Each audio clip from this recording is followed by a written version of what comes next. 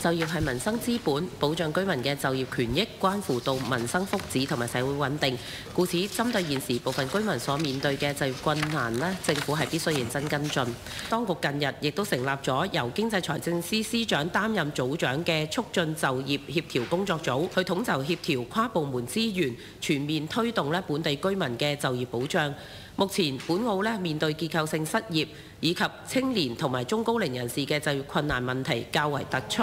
確實係需要有具體而且具針對性嘅措施加以應對嘅。第一，針對一啲長期失業嘅青年就業困難嘅群體呢，咁而家嘅統計數據都無法反映到具體個案嘅情況，建議要設立個案跟進嘅機制，找出佢哋長期失業嘅成因，而且針對性咁樣去協助失業人士作就業配對，提升佢哋獲聘嘅機會。第二，青年求職者嘅困難主要係在於缺乏工作經驗。政府喺現時推出嘅實習計劃嘅基礎之上，係需要強化就業導向，要求企業提供更多適合本地青年嘅實習與入職機會。推動優企同埋大企加強落實本地人擔任中高層管理人員嘅目標，去推出具體嘅管理人才培訓嘅計劃，並且利用好新構建嘅綜合職業培訓平台，去增加培訓嘅資源同埋研究更多嘅激勵機制，推動有條件嘅本地員工考取證照，提升技能。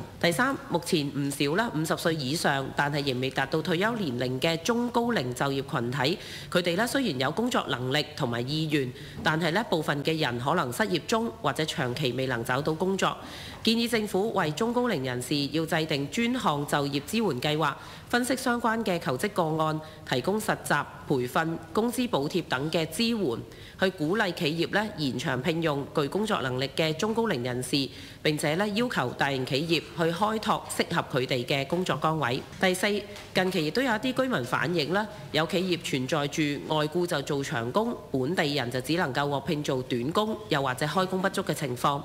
而有企業亦都懷疑喺招聘嘅時候刻意壓低本地全職人員嘅一啲薪酬，令到居民無奈就只有選擇起薪點較高嘅兼職崗位，但係實際上佢哋返工嘅時數係唔多，故此收入亦都係比較低嘅。佢哋都質疑呢種情況之下，僱主係咪純粹砌人頭，營造聘用多名嘅本地人嘅假象，容易去申請外僱額呢？為此，當局喺審批外僱嘅時候係必須監察好招聘本地人嘅薪酬等條件係咪合理，亦都要主動去調查違規招聘嘅行為。